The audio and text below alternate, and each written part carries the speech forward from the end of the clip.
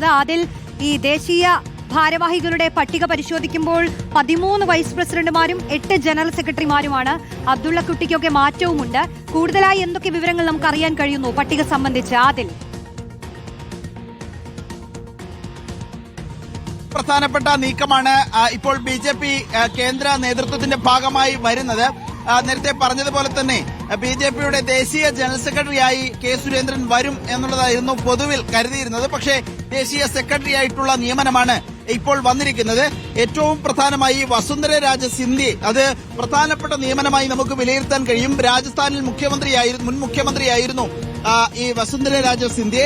അവിടുത്തെ പ്രധാനപ്പെട്ട നേതാവാണ്. പലപ്പോഴും പലതരത്തിലും BJPയുമായ അനിഷ്ടം, ഈ ഘട്ടത്തിലൊക്കെ പ്രധാനമന്ത്രിയുമായുള്ള അഭിപ്രായ വ്യത്യാസമൊക്കെ പ്രകടിപ്പിച്ച നേതാവാണ് വസുന്ധര രാജ സിന്ധ്യ. അവർക്ക് ഉപാധ്യക്ഷ പദവിയിലേക്ക് ഒരു നിയമനം നൽകിയിരിക്കുന്നു എന്നുള്ളതാണ് ഇതിൽ പ്രധാനമായും കാണേണ്ടത്. മറ്റൊന്ന്, എന്തായാലും കേന്ദ്ര മന്ത്രിസഭയിൽ പുനഃസംഘടനയുണ്ടാകുമെന്ന കാര്യം ഇപ്പോൾ ഉറപ്പായിരിക്കുന്നു. കേന്ദ്ര മന്ത്രിയായ വ്യവസായ വകുപ്പ് കൈകാര്യം ചെയ്യുന്ന കേന്ദ്രമന്ത്രി പീയൂഷ് ഗോയലിനെ BJPയുടെ ദേശീയ ട്രഷററായി നിയോഗിച്ചിരിക്കുകയാണ്.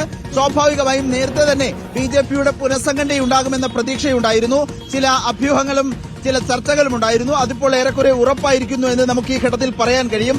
13 ദേശീയ വൈസ് പ്രസിഡന്റുമാരെയാണ് നിയോഗിച്ചിരിക്കുന്നത്. നാഷണൽ ജനറൽ സെക്രട്ടറി ഓർഗനൈസേഷൻ സംഘടനാകാര്യ ചുമതലയുള്ള ജനറൽ സെക്രട്ടറിയായി BL സന്തോഷ് കർണാടകയിൽ നിന്നുള്ള നേതാവാണ്. തുടരും എന്ന കാര്യത്തിൽ ഇപ്പോൾ തീരുമാനമായിരിക്കുന്നു. നാഷണൽ ജോയിന്റ് ജനറൽ സെക്രട്ടറിമാരായി 2 പേരെയാണ് നിയമിച്ചിരിക്കുന്നത്. ജനറൽ സെക്രട്ടറിമാരായി 8 പേരുണ്ട്. ജനറൽ സെക്രട്ടറിമാരുടെ കാര്യത്തിൽ ഏറ്റവും പ്രധാനപ്പെട്ട കാര്യം വിനോദ് താവഡെയാണ്. കഴിഞ്ഞ നിയമസഭാ തെരഞ്ഞെടുപ്പുകളിൽ പ്രത്യേകിച്ചും ബീഹാർ അടക്കമുള്ള പല മേഖലകളിലും അവിടുത്തെ പ്രധാന കാര്യകർത്താവായി പ്രവർത്തിച്ചിരുന്നത് വിനോദ് താവഡെയാണ് എന്നുള്ളതാണ്. മഹാരാഷ്ട്രയിൽ നിന്നുള്ള നേതാവാണ്. ഒരുപക്ഷെ കേന്ദ്ര മന്ത്രിസഭയിലേക്കൊക്കെ വരുമോ എന്ന ചർച്ചകളുണ്ടായിരുന്നു. പക്ഷേ വിനോദ് താവഡയ്ക്ക് 1ാം സ്ഥാനത്ത് തന്നെ നാഷണൽ ജനറൽ സെക്രട്ടറിയായി നിയമിച്ചിരിക്കുന്നു. അങ്ങനെ 8 നാഷണൽ ജനറൽ സെക്രട്ടറിമാരാണ് BJP ഇപ്പോൾ നിയമിച്ചിരിക്കുന്നത്. ദേശീയ തലത്തിൽ 16 നാഷണൽ സെക്രട്ടറിമാരെ നിയമിച്ചിട്ടുണ്ട്. ഇതിലാണ് ഒരാളായി കേരളത്തിൽ നിന്നുള്ള കെ സുരേന്ദ്രന്റെ നിയമനം നടന്നിരിക്കുന്നത്. പല ഭാഗത്തു നിന്നുള്ള ആളുകളുണ്ട്. അതിൽ കെ സുരേന്ദ്രന്റെ പേരാണ് ഇപ്പോൾ നമ്മൾ കാണുന്നത്. കെ സുരേന്ദ്രന്റെ പേരുണ്ട്. ഒപ്പം നാഷണൽ ട്രഷററായി പീയൂഷ് ഗോയൽ വരുന്നു. ജോയിന്റ് ട്രഷററായി ഒരാളുണ്ട്. രാജേഷ് മംഗലാണ്, രാജസ്ഥാനിൽ നിന്നുള്ള നേതാവാണ്. അങ്ങനെ പല നിയമനങ്ങളും ശ്രദ്ധയാകർഷിക്കുന്നുണ്ട്. ഇതിനൊപ്പം തന്നെ ദേശീയ വൈസ് പ്രസിഡന്റായിരുന്ന അബ്ദുള്ള കുട്ടിയെ നീക്കി എന്നുള്ളത് പ്രധാനപ്പെട്ട കാര്യം.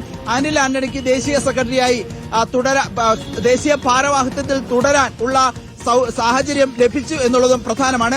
ഏതായാലും വളരെ പ്രധാനപ്പെട്ട മാസങ്ങൾ കാത്തിരുന്ന ശേഷമുള്ള BJPയുടെ ഭാരവാഹി പട്ടിക ഇപ്പോൾ പുറത്തു വന്നിരിക്കുകയാണ്. റോഷ്നി, സാദിൽ പാലോടാണ് വിവരങ്ങൾ നൽകിക്കൊണ്ടിരിക്കുന്നത്. VS രഞ്ജിത്ത് തുടരുന്നുണ്ടെന്നാണ് ഞാൻ മനസ്സിലാക്കുന്നത്. രഞ്ജിത്ത്, ഇനിയിപ്പോ മന്ത്രിസഭ പുനഃസംഘടനയടക്കം നമ്മൾ കാണേണ്ടി വരുമല്ലോ അല്ലെ? അതിലും ഇപ്പോൾ ഒരുപാട് ആവശ്യങ്ങൾ നിലവിൽ ചർച്ചയിലുണ്ട്. പ്രത്യേകിച്ച് സുരേഷ് ഗോപി ഒരു മാറ്റമൊക്കെ ആവശ്യപ്പെട്ടിട്ടുണ്ട്. അമിത്ഷായ്ക്ക് മുന്നിൽ അത്തരം ആവശ്യങ്ങളുണ്ട്. ഈ തെരഞ്ഞെടുപ്പ് ഇങ്ങനെ മുന്നിൽ നിൽക്കുമ്പോൾ, പ്രത്യേകിച്ച് ഇപ്പൊ 2028 നടക്കാൻ പോകുന്ന കർണാടകയുടെ തെരഞ്ഞെടുപ്പ്, അപ്പൊ അതിന്റെ ചുമതലകളൊക്കെ കൃത്യമായി നൽകുമായിരിക്കും.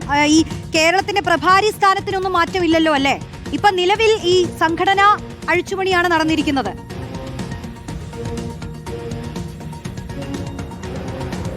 തീർച്ചയായിട്ടും സംഘടനാ തലത്തിലുള്ള അഴിച്ചുപണിയാണ് നടന്നിട്ടുള്ളത്. വിനോദ് താവഡ നേരത്തെ കേരളത്തിന്റെ തെരഞ്ഞെടുപ്പ് ചുമതല ഉണ്ടായിരുന്ന നേതാവാണ്. കേരളത്തിന്റെ മാത്രമല്ല, നേരത്തെ അതിൽ സൂചിപ്പിച്ച പോലെ തന്നെ ബീഹാറിലും ഉത്തർപ്രദേശിലുമൊക്കെ കഴിവ് തെളിയിച്ച വ്യക്തിയാണ്. അപ്പോൾ കേരളവുമായിട്ടുള്ള അദ്ദേഹത്തിന്റെ ബന്ധവും BJP ഇനി ദക്ഷിണേന്ത്യ കേന്ദ്രീകരിച്ചായിരിക്കും കുറച്ചുകൂടി കാര്യക്ഷമമായി പ്രവർത്തിക്കാൻ തീരുമാനിക്കുക.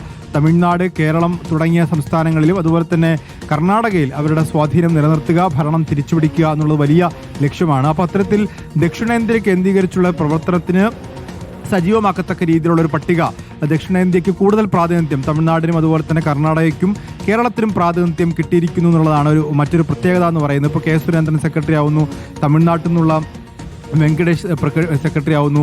അപ്പോൾ അതേ രീതിയിൽ കർണാടകയ്ക്കും സമാനമായ രീതിയിലുള്ള ഒരു പരിഗണന കൊടുക്കുന്നു. ആന്ധ്രാപ്രദേശിന് പുരന്തേശ്വരി വൈസ് പ്രസിഡന്റ് ആവുന്നു. ഇങ്ങനെ ദക്ഷിണേന്ത്യക്ക് വലിയൊരു പരിഗണന BJP കൊടുക്കുന്നു. ഡി പുരന്തേശ്വരി ആന്ധ്രാപ്രദേശിൽ നിന്നുള്ള ദേശീയ ഉപാധ്യക്ഷയാണ്. അതുപോലെ M നാഗരാജ കർണാടകയിൽ നിന്നുള്ള ഉപാധ്യക്ഷയാണ്. അപ്പോൾ ഉപാധ്യക്ഷ പദവിയിൽ പോലും, അതായത് 13 ഉപാധ്യക്ഷന്മാരെ ആകെ ഉള്ളൂ. ആ 13 ഉപാധ്യക്ഷന്മാരിൽ 2 ദക്ഷിണേന്ത്യയിലേക്ക് നൽകപ്പെട്ടിരിക്കുന്നു, അല്ലെങ്കിൽ അതിൽ നിശ്ചയിക്കപ്പെട്ടിരിക്കുന്നു എന്നുള്ളതാണ്. അപ്പോൾ ദക്ഷിണേന്ത്യക്ക് അർഹമായൊരു പ്രാതിനിധ്യം കൊടുക്കത്തക്ക രീതിയിലാണ് ഇത്തവണത്തെ അഴിച്ചുപണി എന്നുകൂടി എടുത്തു പറയണം. കാരണം കർണാടകയും കേരളവും തമിഴ്നാടും ഒക്കെ അവർക്ക് വളരെ പ്രധാനപ്പെട്ട സംസ്ഥാനങ്ങളാണ്. ബി ജെ പിക്ക് ഇനി കൂടുതൽ 2029 തെരഞ്ഞെടുപ്പിൽ കൂടുതലായി ബി ജെ പിക്ക് എന്തെങ്കിലും നേട്ടമുണ്ടാക്കാൻ സാധിക്കുന്ന പ്രദേശങ്ങളുള്ള സൗത്ത് ഇന്ത്യയാണ്. അപ്പോൾ അത്തരത്തിൽ സൗത്ത് ഇന്ത്യ കേന്ദ്രീകരിച്ചുകൊണ്ടുള്ള ഒരു പ്രവർത്തനം ബി ജെ പി ലക്ഷ്യമിടുന്നു എന്നതുകൂടി ഈ ഒരു പുനഃസംഘടന പട്ടിക പരിശോധിക്കുമ്പോൾ നമുക്ക് മനസ്സിലാക്കാൻ സാധിക്കും. പ്രത്യേകിച്ച് കെ സുരേന്ദ്രൻ്റെയൊക്കെ ചുമതല, അദ്ദേഹത്തിന് എവിടെയായിരിക്കും ചുമതല കൊടുക്കുക എന്ന കാര്യം വളരെ പ്രധാനപ്പെട്ട കാര്യവുമാണ്. അദ്ദേഹത്തിൻ്റെ സംഘടനാ മികവ് പരിഗണിച്ച് ഒരുപക്ഷെ കർണാടകയിലൊക്കെ അദ്ദേഹത്തിന് ചുമതല കൊടുത്ത് നിലനിർത്താനുള്ള സാധ്യതയുമുണ്ട്. കാരണം ദേശീയ സെക്രട്ടറി എന്നുള്ളത് ഭാരവാഹിത്വമാണെങ്കിൽ ചുമതലകൾ മറ്റ് പ്രധാനപ്പെട്ട ചുമതലകൾ, ഇപ്പോൾ സംഘടനാ ചുമതല അല്ലെങ്കിൽ ഇലക്ഷൻ ചുമതലയൊക്കെ കൊടുക്കാറുണ്ട്. അപ്പോൾ അത്തരം ചുമതലകൾ എങ്ങനെയായിരിക്കും നിശ്ചയിക്കപ്പെടുക? 2029 ലക്ഷ്യം വെക്കുന്നത്.